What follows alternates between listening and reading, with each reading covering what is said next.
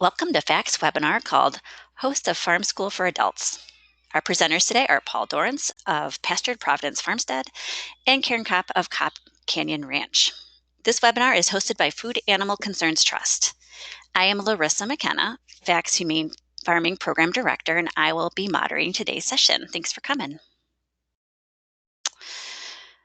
So before we dive into the presentation itself, I do have just a few quick introductions to get everyone on the same page. For those of you that are new to us, Food Animal Concerns Trust, or FACTS, is a national nonprofit organization, and we are headquartered in Illinois. We promote the safe and humane production of meat, milk, and eggs. I direct FACT's Humane Farming Program, which provides a variety of opportunities for livestock and poultry farmers, and this webinar is part of our Humane Farming webinar series. Please visit our website to learn more about our other farmer services, including our upcoming webinars. So at this time, I'm very pleased to introduce our two fabulous presenters. First up, we will hear from Paul Dorrance of Pastured, Providence, Farmstead in Ohio, followed by Karen Kopf of Kopf Canyon Ranch in Idaho. Both Paul and Karen are Fund a Farmer grant recipients, and both have years of experience running successful educational events for farmers. We are very lucky to have them with us this evening, and I'm very much looking forward to their presentations. So without further ado, I'm going to turn the floor over to Paul for the next 20 or 25 minutes. Paul, please take it away. Okay, thank you so much, y'all. My name is Paul Dorrance, and it's an absolute pleasure to be here. As you would expect with a live platform like this, I am currently experiencing packet loss, and so therefore I cannot see the presentation at all. So, Larissa, if you wouldn't mind, I'm going to call up the slides that I sent you so I can follow through with me, and then if you can advance them, and I'll let you know if I regain control for myself. But otherwise, I've got my slides in front of me, and so we can work it that way. That's cool. That sounds good. Just let me know when to advance slides, and I will do it. Very good. Thank you. So I'll move to my second slide, which is simply to introduce myself to everybody. Again, thank you for being here. I am not a farmer by history or background. First and foremost, I had a military career. I was an active duty Air Force pilot for 12 years. I was stationed all over the stateside, in everywhere from Illinois, South Carolina, those kinds of things. If you see on the next slide there's 3 aircraft that I flew while I was active duty, and I'm also currently a reservist. But the okay, Larissa, I just got a message from another attendee that they have strong signal but only see a black screen, which is also what I see. Is that still my issue, or is that a bigger issue for the webinar? So I think it's actually individual issues based on the internet connection. Yeah, I'm sorry, y'all. I will actually post for those of you in the audience that are having trouble following along, I will send a link to the slides so you can also see them, even if you need to download them. So just, yeah. Awesome. Thank you. So anyway, that's what I did for a living. And then in August of 2013, as we move to the next slide, I purchased 111 acres in southern Ohio. And moving through these slides fairly quickly, you see that the farmstead produces grass-fed beef as well as grass-fed lamb together, a pastured non-GMO pork, and I also did pastured non-GMO poultry, turkeys for Thanksgiving, as well as a free-range non-GMO eggs. And all of those products, well, I say most of those products were direct sale to consumer, whether that was at a farmer's market, for example, or custom cut for those that are familiar with the concept, halves and wholes and quarter of animals.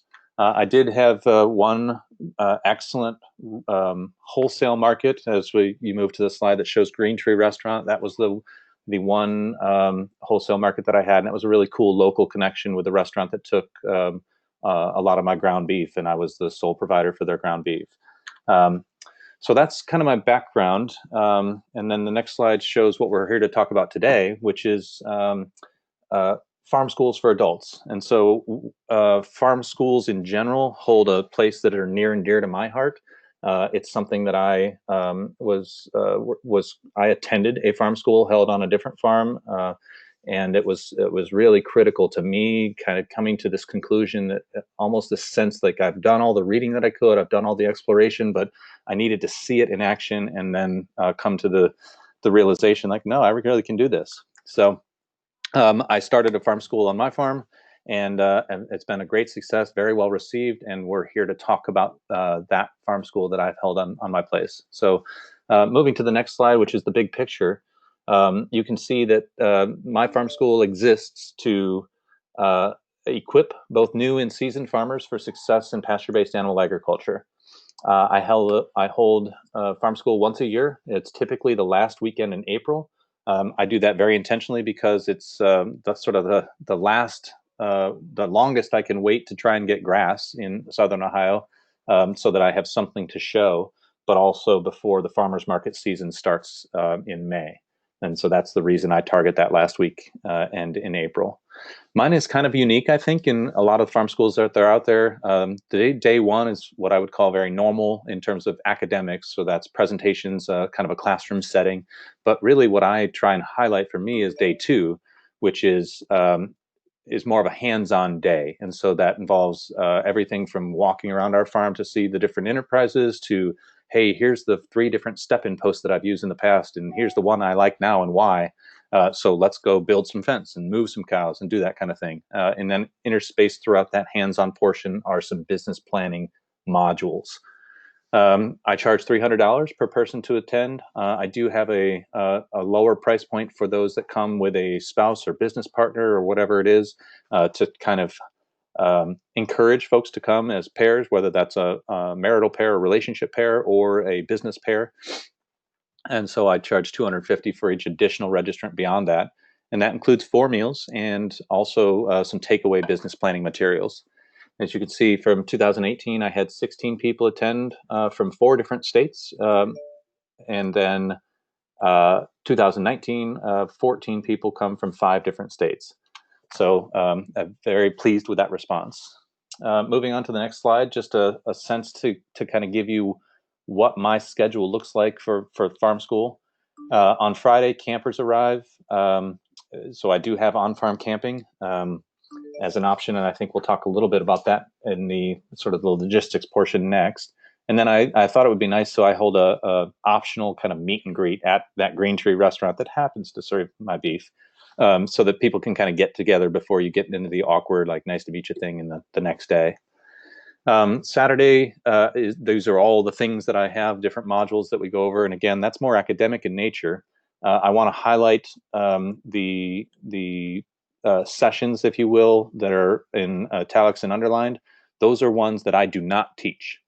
I've obviously have some amount of information in my experience, but I think it's really important. I'm going to use this slide to highlight the fact that you can have and should have other resident experts come and join, and I think it's really builds the idea that that it's not just one person up there, one viewpoint per se. I think everybody's got a network that they can draw on to kind of mix things up a little bit and keep things fresh and new, and have multiple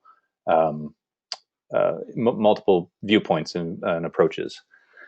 Saturday night, after that day of sitting and talking and all that kind of stuff, I have a BYOB bonfire out on the farm, and we just kind of eat, and that's one of the meals that's provided. And I think the networking piece is really critical for me when I went, and then also for folks that have come to my farm school. It's not so much what I have to offer them that's super valuable. It's what they learn from each other and the connections that they make. And then, I still interact with them after they leave the farm school, but I think that that's a real critical component, and I'm grateful to facilitate that on the farm. And then, like I said, Sunday's more of a hands-on. So we talk about where we go visit, whether it's woodlot pork or pastured poultry. The first year I actually took them down to the barn and we castrated pigs.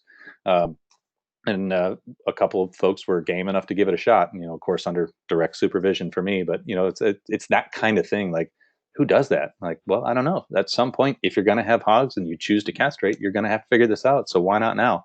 And so it's been, it was a lot of fun to offer those kinds of things in more of a hands-on session. And I think that's one of the things that sets this farm school aside from potentially other options. And then also in there are some specific business planning sessions. So I work through a book, and that is something that they have. We talk about the concepts of a vision statement and the difference between goals and vision, for example. And then I give them 15 to 20 minutes of quiet time to go through and work through their own initial steps of business planning, in hopes that I can get them far enough into the process that they would continue it as they go back to their own properties. And then the last piece, evaluation, of course, is critical. I'll talk about that next. But also, I wanted to give them enough time to like see everything that I've got, but then dismiss them fairly early on Sunday, like say 3 o'clock in the afternoon, and then just say, listen, till dark, it's all yours. If you saw something you want to go back to or concentrate on, go ahead and do that, and give them some free time around the farm to really hone in and or refresh or go back and get the rest of. I don't want them to leave with any questions unanswered or anything unseen that they want to see. So that's another piece of the way that I've approached things. Thinking more logistically on the next slide for meals, just in general, like I said, overall the tuition costs, I provide 4 meals. The Friday is totally optional, and that's a meet and greet at the local restaurant. That's on their own dime if they choose to. So we just kind of get together. This is the group from 2019 that you can see in that picture. Saturday at the conference center is I provide breakfast, and then up to this point I have released them, for lack of a better word, for lunch on their own, and then we kind of rally back at a start time for the afternoon, and then the BYOB bonfire, I provide dinner on the farm, and then Sunday when they arrive on the farm, I provide breakfast and then lunch before they're released mid-afternoon. Some of the questions that folks have put in already about like special requirements and that kind of thing. That's definitely something that I need to address. Like for me, I'm not so much worried about somebody coming to a pasture-based livestock operation with say a vegan requirement, but gluten-free and those other things. So I ask for those specific dietary requirements in the initial registration form. I also kind of alluded to the fact on Saturday, lunch out on the town was not a great idea, because I'm not the only one that has an idea on Saturdays, around lunchtime. So I found that it was really hard to rein the group back in. I mean, there was a lot of delays. I accounted for an hour. It took an hour and 45, those kinds of things. And so I think moving forward, one of the things that I would change is that I would attempt some sort of catering type of event or something, or make a specific reservation at a specific restaurant so that I could get everybody there, eat, and then come back and start again. So it did end up being a pretty good time suck on Saturday, releasing everybody for lunch and then not getting them back when I wanted them. Moving on to the next slide for on-farm camping, and several folks have been asking questions about this on the text, so that's great. Keep them coming.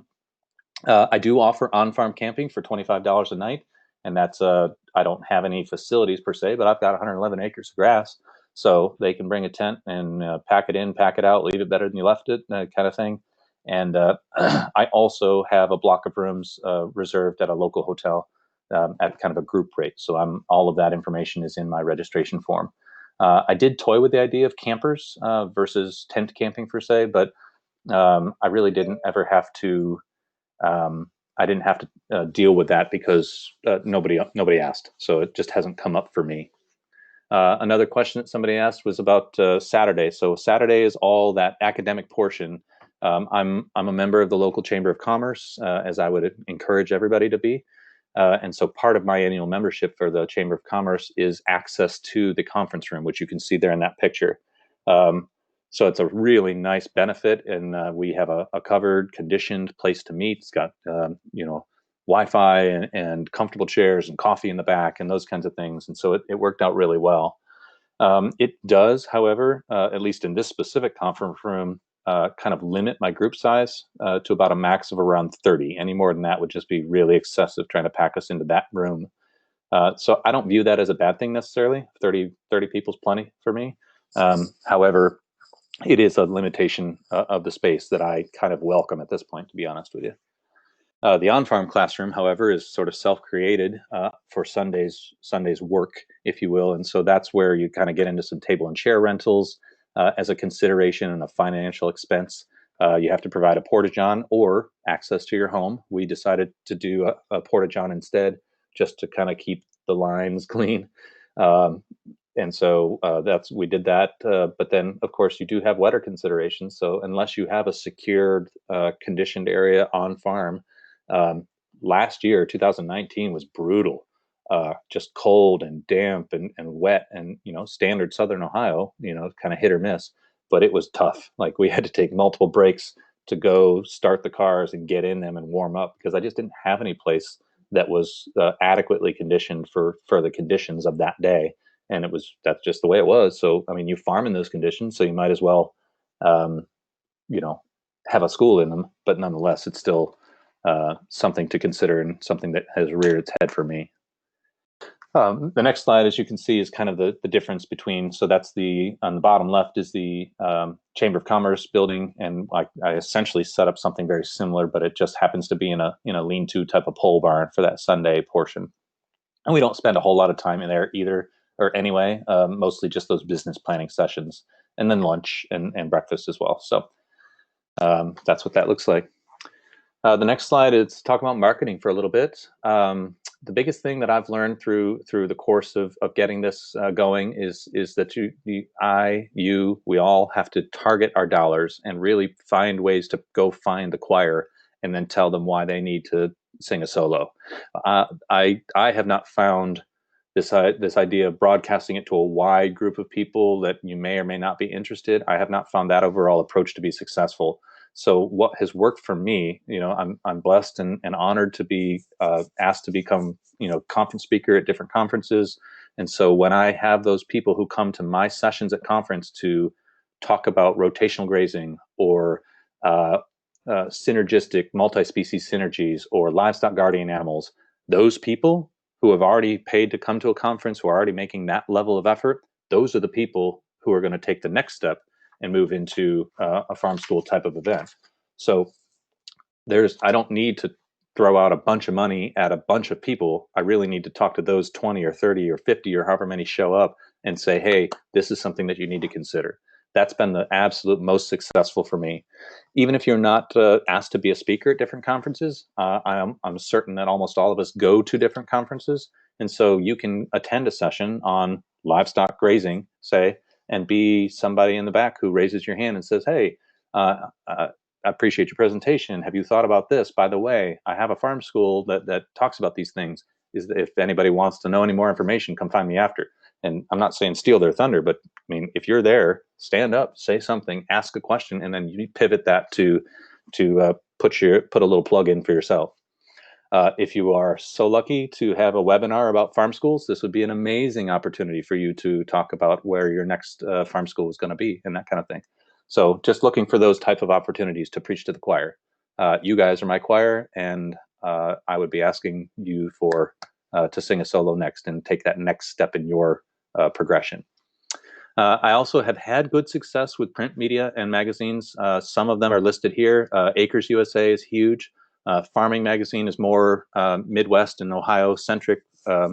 OFA is the Ohio Ecological Food and Farm Association. They have a quarterly newsletter as well as a conference. And for those of you in the southern states, Southern SOG is something that I've had good experiences with. I've been to their conferences multiple times. Those are the places that you want to be to market. Or again, if there's somebody else that caters to the people that you would be wanting to reach, that's where you want to target your marketing dollars.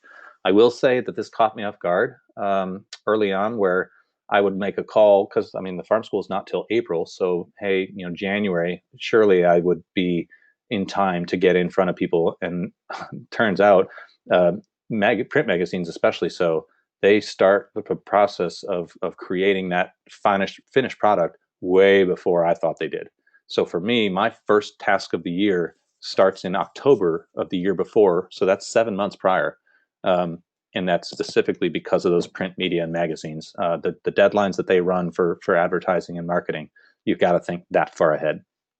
I did put some other options there just to list them. Honestly, they're, like I said, you can find other ways, conference literature tables, those kinds of things. I had zero success with Facebook events and marketing it to supposed agriculture groups on Facebook, or cold emailing organizations like NSAC or any of the types of organizations. I mean, good response, but I just didn't generate any attendance, which that's all I care about is I want people to come. And for me, um, working the conferences and working the print media and magazines are how I got people to come. Awesome. Moving on to organization. This is a lot of words, and so I'm not going to read them to you. That's a lie. I am going to read them to you, but we'll go fast through them. Organization, as you can imagine, is really, really huge, but I think we get to this sort of thing where it doesn't have to be complex. It's key to the whole thing, but it can be as simple as an Excel spreadsheet. You want to record as much data as you can about guest information, of course, dietary restrictions, like we've also talked about, but things like, hey, where'd you find me? Like, where did you hear about this? That tracks your marketing effectiveness and can be used as lessons learned for next year and where you target your dollars. I wrote down every single thing that I did related to farm school the first time that I started building it and from scratch. That way I had a sort of template to follow for subsequent years. And it wasn't nearly as intimidating to run the farm school a second year because I already had all the data. And I'll show you an example of it in the next slide. Let's actually go there now. So this is my actual checklist, and you can see the far left column is instead of true in my spreadsheet, it's a checkbox where you can check and uncheck it. I have what day I did it in 2018. I give myself a deadline for for the 2019 farm school, and then I tell myself what day I got it done and what it is. So you can see the very first things come. You have to create a social media image to advertise anything, and that happened late October of 2018 for my 2019 farm school. Other things that are kind of nice, like over on the right, I have a whole different budget spreadsheet, but I count actual cost over on the right hand side, and so I can total up my budget versus my actual and know what I actually paid for things, and then turn that into a budget for the next year. So that's just one example. Again, it's not cosmic, but it is super important. Last slide is my lessons learned as I head towards wrapping it up here. Some things that I would say. So I didn't really think through the fact that what I assumed was good for everybody, like a Saturday, Sunday presentation, essentially eliminate an entire group of people. And then plain folk, Amish, Mennonite, they cannot, will not attend anything on a Saturday, on a Sunday. And so I recognized that the first year, but didn't adjust anything.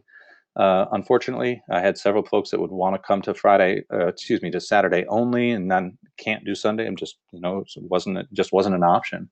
And so I did some research, and I asked the folks that had attended, hey, if this was a Friday, Saturday, would you still come? And the answers came back essentially yes. So my lesson learned is that I would not have lost anybody by moving to a Friday, Saturday farm school, but I absolutely lost an entire segment potentially of my population or outreach efforts with a Saturday, Sunday setup. So moving forward, I would change to a Friday, Saturday in order to accommodate and include plain folk. There's some things where, like, for me professionally, I really would want, I want it to be well done, right? Don't we all? But there's a a point of diminishing returns where, for example, I put up their 2018, fiasco. So I had everything good to go. I had a full binder of stuff, and it was beautiful, truly beautiful. But I chose in a moment to go to Office Max and print everything. And they said, well, do you want a color? You want a black and white? And I said, well, I want a color, of course, because it's going to look good. And they started printing. And I think if you remember, I had 16 people come. So I had, I think, 20 packages ready to go, full color. And then they got me the bill, and I about stroked out because $557 later, I literally took the entire income for the event and sunk it into one decision to print in color. And once it's done, you can't go back like, yeah, just kidding. So I demolished my entire return on that first year of school by printing in color with a single decision. The subsequent schools have been profitable since then, but it's just things like that where you really think through and balance your benefit versus cost. Like, I wanted to provide USB drives, and I wanted to provide, these take-home packets and all these kinds of things, and those are all good things. But I would say that the word of caution is to not let perfect be the enemy of good. and save your money when you can, and provide something that's going to be impactful but not necessarily pretty or glossy. Um, I've talked over with lots of people about, hey, how do I reference or get conference folks more involved? And there's some ideas there that I would like to take advantage of moving forward, whether it's just a drawing for a free ticket and you've got to put your information in. Hey, guess what? That means I lose one farm school spot, but I get contact information for X number of people who are specifically interested in the farm school enough to enter into a free drawing. I don't know why I never thought about that before. You could offer special conference rates or just have a business card collection, anything like that, but to reach those folks, to try and get them to consider you. For me, the evaluation form at the end of it is huge. I don't let anybody pull out the drive until they've given me their form. I want to know real feedback, anonymous feedback. They can put their name on if they want, but the information is absolutely a huge piece of making and creating a farm school that's of value to folks. I have had multiple people ask me, like, okay, cool, this is a 101 type of course for rotational grazing. So what happens next? And I didn't have a good answer, and I should have. So I would say if you're going to present a farm school basic level thing, already be thinking about what you're going to tell your graduates from your initial score. What's next for them? Don't let them walk away without a follow-on, option, a 201 or whatever it is, and say, and keep those folks captured once you've got them. People have talked about, hey, what about it? Why don't you offer a course in the fall? It'd be so much better for me if it was that. And that's fair, I guess. But for me, because of the farmers markets and every Saturday, I don't have that as an option so I haven't been able to take advantage of it. But certainly more than just once a year might benefit you guys. And then partnering with ag events, I'll move to the next slide because they are one of the resources that I have on this slide. So I use SARE. They have lots of free materials, both in electronic and print. If you go, I think technically the print materials are only supposed to be free for nonprofits, but certain people might be willing to work with you more than others and get you a stack of materials that you can hand out to folks and send them away with. For grazing folks, your NRCS should have free grazing sticks. Mine didn't when I asked, but luckily, again, thanks to my checklist, I had enough time to where I was like, okay, well, you don't have them right now. Cool. When are you going to get them? And then, 3 weeks later, hey, do you have them yet? No? Awesome. 3 weeks later, do you have, so I was the guy calling them up and like, hey, I need these. And I got them. So I use Canva for my marketing graphics. It's a really cool site to produce really high quality. Everything that you saw from the marketing images were produced on Canva, and that's really easy to do. And then food and ag events was something new for 2019 that I used.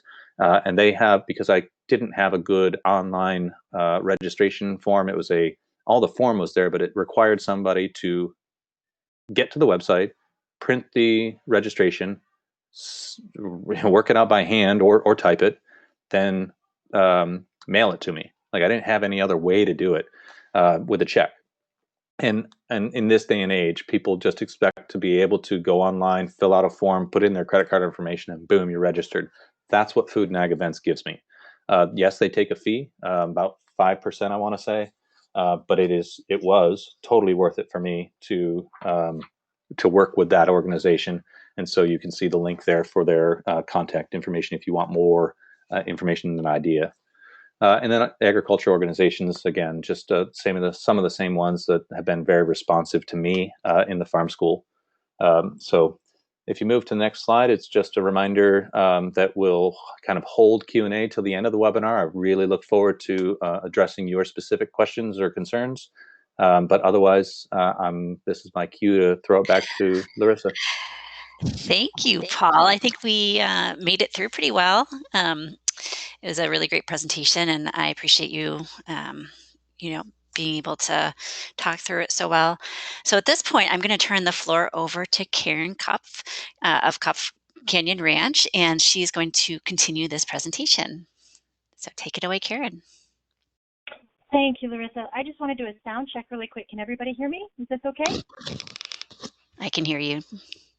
Perfect. Thanks all of you for joining us and your interest in learning from our experience. It truly is a pleasure to be here. I'm Karen Kopf of Kopf Canyon Ranch in Troy, Idaho. And faces are always good. Let me work this slide deck here. Pictured on this slide, my husband Dale. He is not our presenter, but he does his fair share of the work, and some of our four-legged kids. Larissa, I'm jumping here. Is there a reason? Okay. So Karen, I think you might have, there might be a lag in your progression of the slides as well. Okay. So what do you see up on your screen right now? I just need to see the ranch page. Then we're good. Do you see the cover slide yet? I do. I do. Okay. We're good. Thank you. Okay. Okay. We raise Kiko goats for registered breeding stock, commercial breeding stock, pet goat prospects in meat. We have a few hundred goats, depending on the time of year. Both of us have full-time corporate jobs in addition to the ranch, which is why we love Kiko goats. They fit with our management style and market. They're hardy, friendly, low maintenance, and delicious. The area we live in is known as the Palouse, and it's a landscape of rolling hills quilted by large acreages of cultivated farmland. There are very few livestock operations or small acreage parcels for homesteading or hobby farms around us. While there is an occasional cattle ranch, as goat ranchers, we're an oddity. We wanted to find more of our kind, so we combed the internet, and that's how we discovered Goat Academy and began our journey into on-farm education on someone else's farm, which, as Paul said, is truly the best place to start.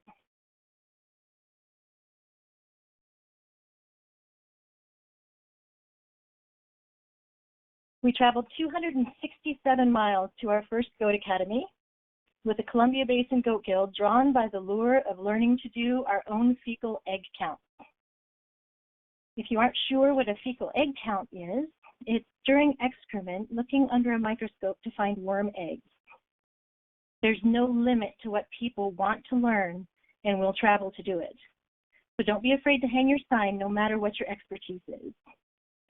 The Academy was hosted on a local farm and drew 30 or so people. Tickets were reasonable, $30 a person, $50 a couple, so of course we made it a weekend date. We were hooked and about to get hooked further. Through the course of conversations at lunch, I was invited to present the following year. Make a note of this. Allow time for participants to network. The connections are as valuable as the education, as you will see. We returned home and formed the Palouse Goat Guild, a group on Facebook, hoping to find other goat people in our region. The next year, we brought a couple of our guild members to Academy and hooked them too. And then it was over. After 8 years of hosting, the Columbia Basin Guild was done. They had burned out or were moving on to other pursuits, and there was no next year for Goat Academy. So 2 of us, armed with 1 and 2 years of experience of Academy, accepted the challenge of becoming the host. Not the most solid foundation, but we took our experience as learners and instructors and became planners. Not everyone who has an interest is made to be a planner. It takes a special skill set, level of commitment, and when planning as a group, the right mix of personalities. We know because we've had a few personalities that haven't mixed well. Ultimately, our first Academy was planned by me and 2 4-H goat leaders who are also goat barn superintendents, one from Washington and one from Idaho. Though all of us were well-versed in goats, had experience in leadership and education, none of us had been part of planning an academy. This was going to be a very steep learning curve. The very first was to define what we were planning.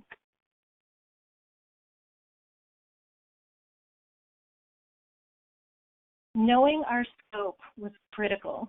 We had to establish a clear goal. Why were we hosting an event? Was it for the publicity or name recognition? Did we want supplemental income? Was it to entertain or educate? For us, Goat Academy is about educating and equipping goat operations to build a sustainable market for all producers. Beyond that, we wanted to involve universities, veterinarians, and vendors to motivate them to shift their attention to our niche market, goats, which was very under-researched and underserved. With that clear goal in mind, we could define how we would achieve the goal. We followed the example set for us. Goat Academy is a one-day annual conference on the 3rd Saturday of May for all learning levels, beginner to advanced. There are hands-on classes, demonstrations, and presentations for different learning styles. But how big did we want to be? Apparently, one of us thought we wanted to be really big. Our first year, she set our target at 150 participants, and 2 of us crawled under the table. We admired her optimism, decided to aim for that, and see where we landed along the way. Not one of us had the time or energy to host a group of strangers, assume liability, or a desire to share our bathrooms with 150 people. So we didn't have a farm for Goat Academy. If you have the same aversion, you can always rent honey huts and porta potties, as Paul mentioned as well. And since we all had goats and would be hosting others with goats, biosecurity was a concern and a risk we couldn't and wouldn't take with our farms. So the first thing that we did was change the venue to a public place. Our on-farm education is actually off-farm.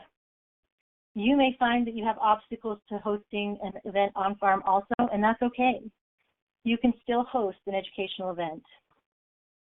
An unknown advantage to hosting at a public venue is draw. Many people are not comfortable going to someone's house and actually prefer a neutral location. But the drawback of a public venue, it isn't intimate, it doesn't connect people to a farm or farm life. But a gathering of 150 people isn't very intimate either. It's crowd management and a challenge, and best location designed to accommodate them. Your goals will help determine the best setting for your event.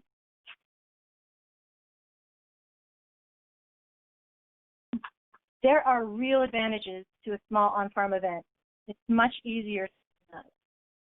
For large events, it means not only coordinating the event, but coordinating large numbers of people, volunteers, instructors, and attendees. Ideally, you'll have a number of volunteers and someone to coordinate those volunteers. But with volunteers, always plan for the unexpected and know how you're going to backfill. We've had volunteers, including instructors, cancel at the last minute, arrive late, and not arrive at all. Finding volunteers is a challenge. People are busy. Don't be afraid of busy people. Our team of planners are some of the busiest people I know, but they're committed. The commitment doesn't come from time available, but motivation and passion. People will make time for things that they are passionate about, and Academy takes a lot of time. As far as numbers, we are far from the ideal and still roll out the event as a board with only 3 or 4 people.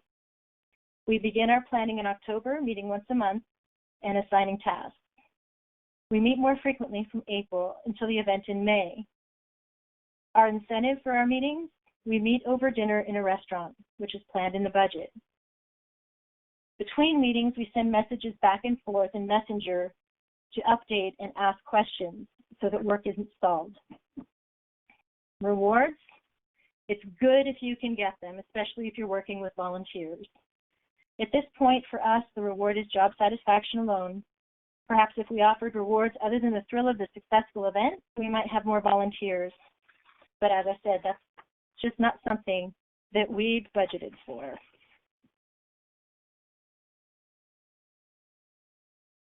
We had no idea how much an event like this would cost. Research costs and then budget for twice that. Goat Academy for 150 participants runs about $5,000 to host. Instructors or volunteers, we do not pay for marketing other than a .com. Our marketing is done primarily online through social media, complimentary ads, digital flyers, and calendar postings. Some of our vendors also display flyers at their businesses and promote the Academy as well. Our venue is only $500 to $700 of our budget, which includes tables, chairs, toilets, and toilet paper. Even with our toilet paper covered, there are more hidden costs than you would expect. On a large scale, little things add up quickly.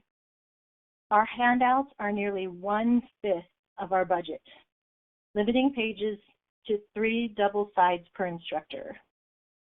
We rent sound systems, screens, projectors, and laptops.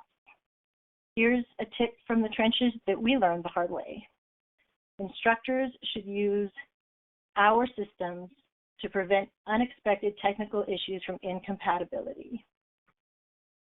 Knowing costs helps determine the prices for participants and vendors. The Palouse Goat Guild is set up as an educational nonprofit, so our goal with Academy is to break even. We charge youth participants $25 and adults $50 for a standard day of classes. We've had lab fees for lab classes to cover additional expenses of materials. While we know that people pay more for similar events, we also know that keeping the price low allows for the expensive travel, which is significant for our out-of-state participants. We want reach over revenue.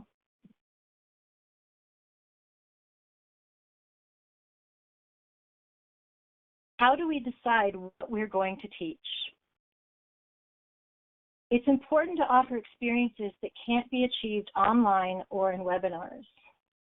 As engaging as I am, I'm a lot more fun and a lot more comfortable in person. When planning classes, allow for interaction and coach instructors to leave plenty of time for questions. The networking time and the opportunity to get answers to the things that concern them are invaluable. We aim for 45 minutes of instructional time in a 1-hour session. We have 6 tracks of 5 classes for a total of 31 classes if we have a keynote. Without a keynote, we have 36 classes. One of them is fecal egg count, in case you want to learn. We brainstorm topics and place them in the schedule by track, then identify and recruit instructors. It seems easy enough. It isn't, as you can see from the draft schedule on the screen. And that's one of probably 10 that we've done so far this year for the 2020 Academy. The classes we offer must fit in the space available at our venue. Some require power, light, tables, and seating. Some need outdoor spaces to allow for movement and live animals. Some require tables and sinks in a lab setting. Some require audiovisual equipment. Some classes need space for large audiences, and others are small. The first 3 months of planning are lining out classes and instructors. For a May Academy, our schedule is finalized by the end of January. Since we're on the fairgrounds, we have to allow time for participants to transition from class to class and adequate time for the lines to go to the restrooms between classes. It's critical to plan for this. We're now at 15 minutes between classes. When you're dealing with a large event like this and several instructors, it is also imperative to have instructors start and end their classes on time to allow the participants time to transition.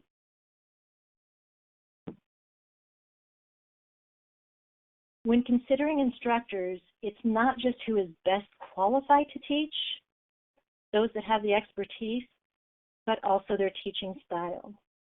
Not all experts teach well. Some instructors are best hands-on, one-on-one.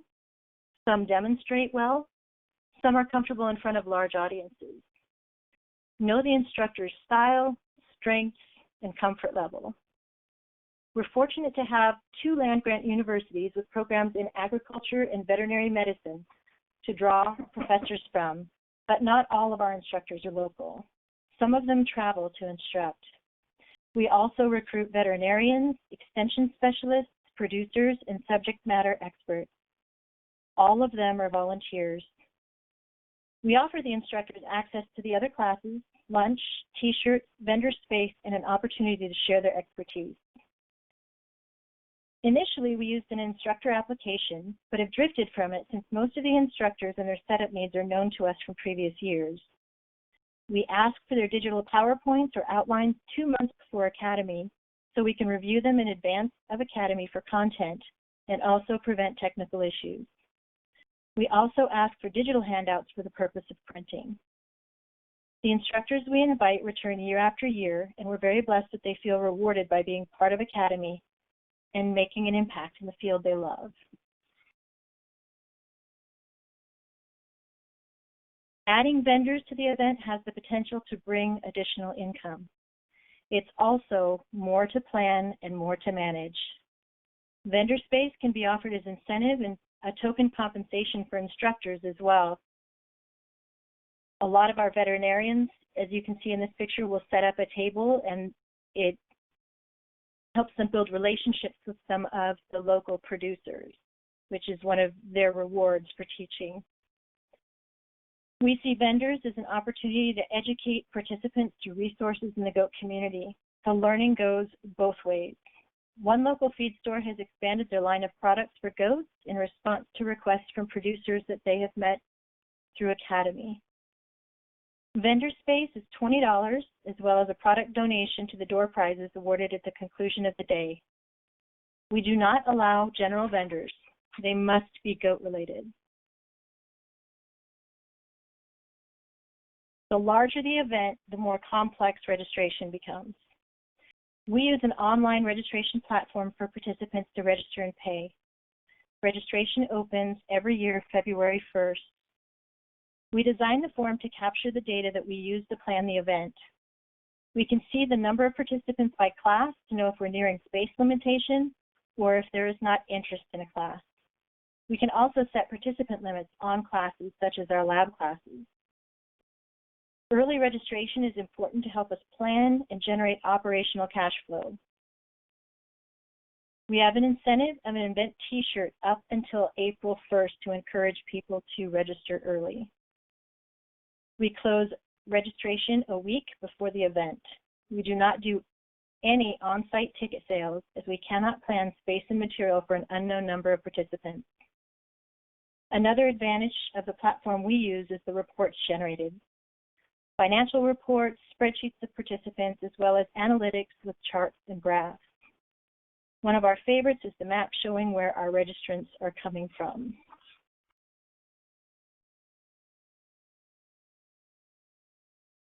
For a large crowd, all of the little things matter. Since many of our participants are from out of state, we must have accommodations identified. Remember when I said we had 2 universities close by? Unfortunately, one of them happens to have graduation the same weekend as Academy this year. It's critical to know when other events are happening in your area that might impact your audience or resources. In this case, Goat Academy is always the 3rd Saturday of May. Graduation isn't. Thankfully, the fairgrounds will allow tent camping and RV parking because the hotels are already full. Some of the other advantages of a public venue such as the fairgrounds are ample parking places, ADA-compliant accessible buildings, and public restrooms. Refreshments have been a challenge that we've tried to solve multiple ways. Last year, a 4-H group had boxed lunches available, but didn't commit to us until after registration began, so not all of the participants saw the options. We've learned that people aren't comfortable without snacks and drinks for an extended period of time. We just haven't found a good way to address it for 150 people. But the most important element of hospitality is having easily identifiable staff available to problem solve. Our staff had different colored event t-shirts with goat questions on the front.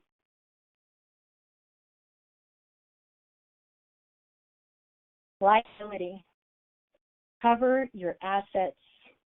Have insurance that provides for yourself and your participants, even if they are all friends. Our conference isn't limited to adults, so our waiver includes consent for youth participation and supervision requirements.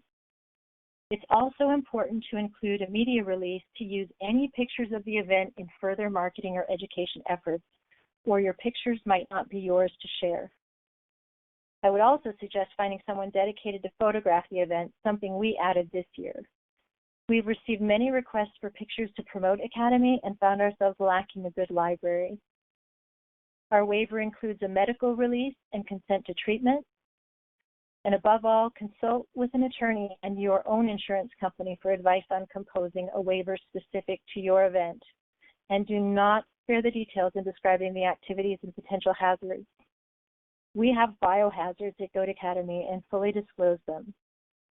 Because we work with live animals and offer lab classes with blood draw, fecal examination, and dissection of animals that may have disease, our insurance is costly. It is worth the peace of mind to pay for the full coverage. This is the last place you want to trim costs.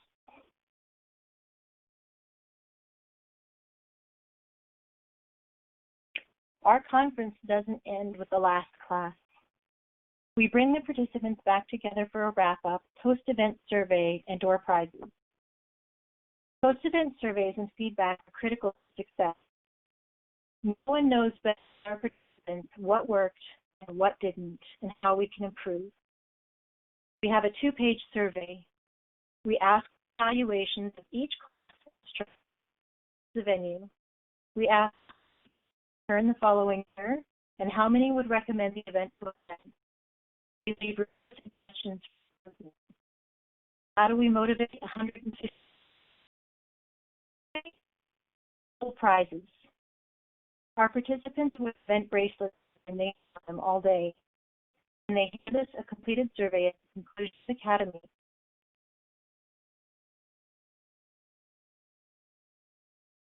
Hey, Karen. Oh, sorry, you're starting to, your audio is cutting out just a little bit. Oh, I'm sorry. I know you're almost done. I'm so close. Our door prizes are donated by our vendors, local producers, and businesses. It's fun. It brings everyone back together to connect and network one final time. It also draws attention to the vendors and donors. We revel in the praise and appreciation we receive from the participants at the end of the day and say our goodbyes until next year. While they go home to their goats energized, excited, and equipped with new skills, we're cleaning up and we're exhausted. After all is boxed and locked, we collapse and don't touch Academy again until October, or so we wish.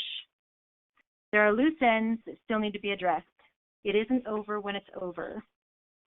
The supplies need to be inventoried and stored. The audio-visual equipment must be returned. The responses from surveys must be tallied, and the keys returned and a walkthrough done with the fairgrounds manager. And then we're done. We would like to do more when Academy is complete, but we are stretched so thin. As organizers, we get together one more time for dinner a month following the event when the pressure is off to celebrate, review the feedback, and recap what we've learned for the next year. Improving on how we recognize and thank those that make Academy happen is always on our minds, and because we certainly couldn't do it without them. It helps that we've defined our scope and our goals, and those that we draw are motivated by the same purpose. We find our satisfaction in accomplishing our goal of educating and equipping goat operations, and we're rewarded by a job well done and all of the new goat friends we've made. What I haven't told you, write this down, the most important thing if you're going to plan a large event, breathe. You'll forget to sometimes, and you need to. And have fun, because you might forget to do that too. Try not to let the details keep you from enjoying the event and enjoying the people. An event of this scale isn't easy, but it's worth it. For those of you that are watching the recording without the live Q&A, we're happy to answer your questions. Feel free to use our contact information in our introduction slide to reach out to us. And for those of you that are with us tonight, we're happy to have you here. Thank you so much. I wish you the best in your endeavors. Turn it back to you, Larissa. Excellent. Thank you. Fantastic, Karen. Thank you so much. It's actually really wonderful to have kind of like that evolution between how, Paul's farm school and then, the bigger Goat Academy. And I think that is a nice, some nice contrast for our listeners tonight. So we do have a couple minutes now to take questions. I know Paul answered several that came in throughout the session. So if there are things on your mind, please type them in. I will read the questions and refer them to either one of the presenters if it's more relevant, or both of them. So we did have one question for you, Karen, that came in, and someone's wondering if you have any big name sponsors for your Goat Academy, like any of the fencing companies. Have you had any luck soliciting that sort of partnership? At this time, we haven't even made the effort to solicit partnerships or sponsorships. There has been interest, and we've been approached by different organizations to sponsor the event. At our price point right now, we are breaking even and even having a little bit of margin to go forward into the next year. Some of the challenges that come with sponsorships are restrictions on the event.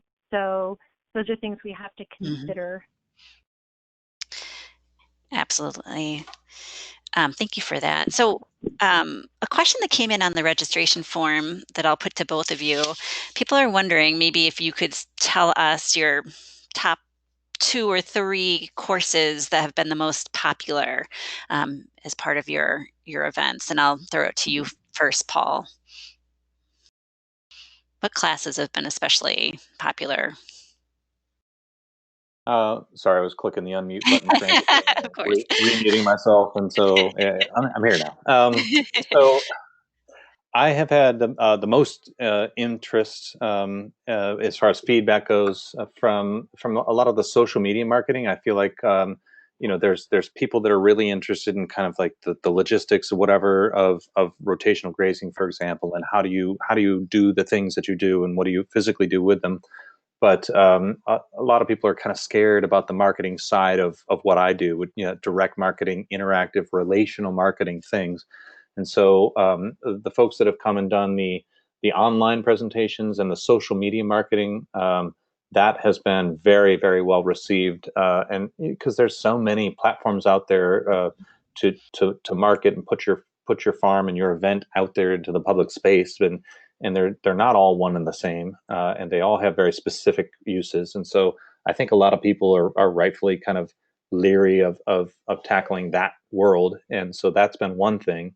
The other piece, and this was important to me, but the business planning piece, people either hate it or love it, and it's really interesting to watch them figure this out. But I won't ever have a farm school without it, because it's so critical that we don't. I mean, I'm all about like letting people and facilitating dreams. But what I really want is for them to be able to leave my farm school having written down a vision. And that's a totally different thing. And so those business planning modules have been uh, for folks that are really serious about taking legitimate steps towards starting a farm in something similar to what I'm doing. The business planning modules have been well received, and for the folks that it's not, they were sort of um, on the periphery, I suppose, or I'm not sure how to say that, like gently and softly. But they weren't serious about what they were trying to do. Like the ones that are, they really appreciated that integrating the business planning pieces of things. So Excellent. How about for the Goat Academy, Karen? What have been kind of the top or the most popular year-to-year kind of topics that you found? We do a specific track that's all lab classes that are hands-on with a veterinarian. It's hard to gauge popularity. Popularity is by number because we have to limit the size of those classes. Yeah. But as soon as we reach the cutoff point, those classes are closed, and they're always closed in the first month of registration. Those are hands-on FAMANCHA scoring, which is a way of monitoring anemia for parasites. The basics: tattooing, castrating, trimming hooves, disbudding, removing horns. Fecal egg count is popular, as is blood draw, learning how to draw your own blood for disease testing. Then from the lecture class, probably goat nutrition has been the most popular. In the demonstration class, a lot of people are interested in showing. We draw a lot of the 4-H community and families to our hands-on showing and preparing for show classes. And then oddly enough, it was a class that was proposed to us by one of our veterinarians, and I didn't think it would be popular, but it has been incredibly popular, and we started offering it as just a 1-hour segment, and now it's a 2-hour segment. That's necropsy, actually doing post-mortem dissection to determine the cause of death of an animal. Fascinating. Yeah, that's some stuff that you don't often have the opportunity to kind of be exposed to or go through, I imagine. Thank you for that, Karen. So we had a question that, let's see. Let me ask this one first because it came up first. Someone's wondering about your thoughts about insurance and biosecurity on a small scale farm with workshops or classes with only a few people, let's say 10 people or less. You want to have people on, but want to feel safe too. So I know, Karen, you talked a bit about your liability and your insurance for that being consideration for doing it in a public space, although there were a lot of hands-on things going on that you needed that for. Do you want to speak a little bit more about, well, actually, maybe I'll throw it to Paul first, since it's more in his wheelhouse, just about the smaller scale events that that do have the hands-on component and insurance and biosecurity considerations. Okay, yeah. So I'll break that into the two segments. So insurance side of things, and there have been other questions about the insurance and liability kind of questions. So I'm happy to tackle that real quick. Um, so I already, as a meat producer, as a food producer, I already have a $1 million liability policy that covers sort of my agricultural products, and then it is state specific, but Ohio has a really, really strong agritourism law that allows for um, uh, sort of carte blanche liability protection for farms in in the execution of an agritourism activity. And so, between those two things, that is basically what I rely on. I don't have any additional insurance for farm school. I don't have any waivers. Maybe that would change for me if I had, like Karen has, 150 people showing up versus 15. But I just choose to tackle it that way. And if somebody twists an ankle, then we'll call the squad and it'll be done. I don't know. It may come off as a little flip, but I also, that's kind of the way I approach things. Like, I haven't been tripped up by it, so I just haven't worried about it. Whether that's the right answer for you or not, obviously that's a different question. But for me, I feel like the insurance portions that I already have in place for liability, as well as the overall protection that Ohio provides farmers for agritourism, are adequate for my operation and my farm school. Regarding biosecurity, again, I kind of take that approach. I don't require booty. I rely on this idea that my animals are inherently healthy or more robust than your average bear because of the way that I raise them. And so they're out on pasture, they're out in fresh air, they're out in the sun. I have nature's version of biosecurity, and so I really don't worry about it. People come on with whatever they want. I ask that they have boots that you can put a hose to at the end of the day, because we're going to go walk through the pastures. I don't want people wearing loafers. However, what are they bringing with me, and am I concerned about that on my place and what they're bringing to my farm? I'm really not. So it's been something that I've had the benefit and privilege of ignoring because it hasn't been an issue for me. And so for now, that's how I've handled things. Excellent. Okay. I'm going to move on to a different question, because there's been a couple that have come in since we were talking. So folks are wondering about how to ensure that you are getting your survey and your evaluation. Is it hard to, solicit that? Do people forget? I think you have different approaches to it. So I'll throw that one to Karen first. If you could just talk a little bit more about your evaluative process and how it sounds like you do it after. Do you do it after each course, or is it more at the end of the day? We actually have a participant packet that we put together that they receive at the beginning of the day, and we have an orientation for all 150 participants, and we draw their attention to it, letting them know that they're going to be asked to score each instructor and class at the end of the day, and then we review with the instructors to encourage them to score their class while it's fresh in their mind, if the time isn't taken up with question and answers. But then we do bring them all together at the end of the day, ask them to complete it during our last session together, and their survey and their bracelet, it puts them in the drawing for a door prize. And we actually do it that way because I can't tell you how many conferences I've gone to, even as a conference organizer and a conference presenter, that I look at the evaluation in the front and I don't always turn it in. I don't always fill it out. I don't always give it the attention that it deserves.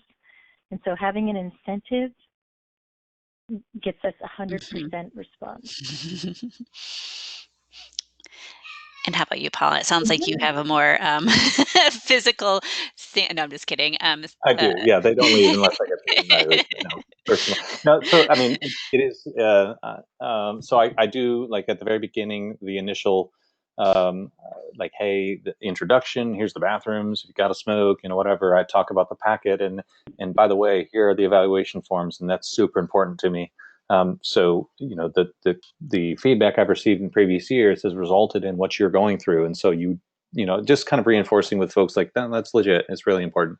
And then I in my agenda for Sunday, I have a specific time where we're doing business planning. It is what it is, and then I have 15 minutes where the evaluation is its own thing in my agenda. And so for me, it's just a reminder, like, nope, sit there, fill it out, hand it to me, leave it on the table. I don't care, but I want it, and so please do that for me. So I think for me, given the scale that I'm working with, a very direct approach, and no, I don't have any problems.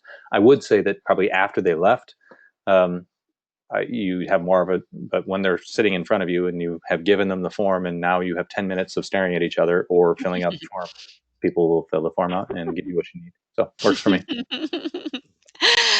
Excellent. And I just want to mention that link that Paul just posted that you all can see is to the Ohio Agritourism Liability and Protection Insurance that that he mentioned earlier. Yeah, I don't know if other states have that or not. I honestly, I'm not sure, but it's certainly worth asking the question to an extension agent or land grant university of your choice, to see if this kind of thing exists for your state.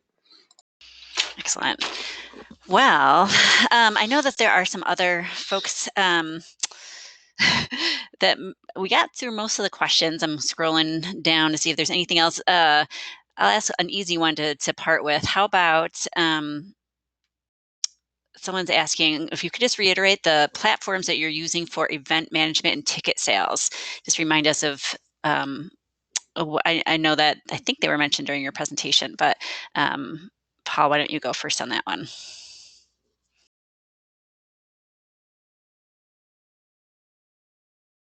Paul, are you there? I am now. Yes. Okay. So the first year I just did it all myself. I'm very much a self-help DIY type of guy. So to my detriment, sometimes I tend to do things myself more than I ought to. But the second year I used Food and Ag Events, which it was really, really good. It was a 5.5% cut, if you will. But what they facilitate is a full-on credit card processing, event ticketing, in some senses, even if you require promotion assistance kind of program or platform, I should say. And so that was very successful. I'd highly recommend it. If you go to https services.foodandagevents.com, that will get you started with the platform that I used last year, and I was well pleased with. That's it. Excellent. And that link will be in the slides that I send around if folks Yes, it will. It's in my resources slide, fourth bullet down in my resources. Yep. Excellent.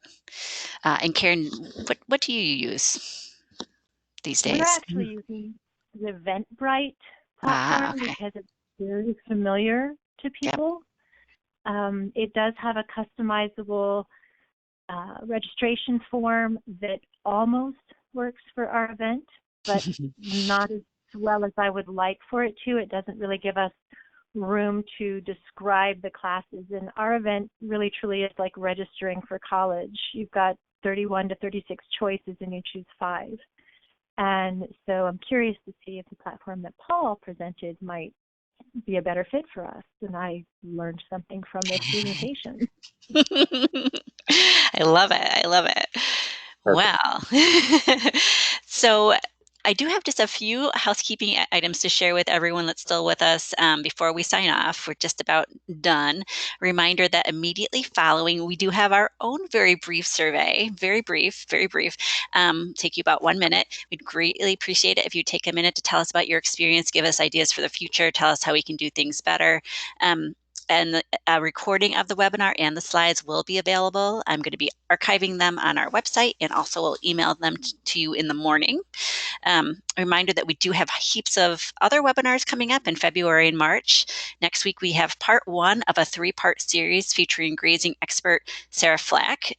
if you've heard of her, if you know her, she's an author, a farmer, a researcher, and a frequent presenter on the conference circuit. And she'll be with us to discuss various aspects of grazing management and pasture improvement. So I'll be sure to include links to the upcoming webinars in my follow-up email as well. So that is all the time we have for today. Thank you so much to Karen and to Paul for sharing your experience and your insight and taking the time to be with us and answer questions. It's really been an honor and a pleasure to have you both on. I'd like to thank everyone else out there in the audience for your interest and attention. And I hope that we have you on another webinar again soon. So hope everyone has a nice, warm, cozy, relaxing evening, and goodbye for now. Thanks, guys. Goodbye. Thanks, Paul. Bye.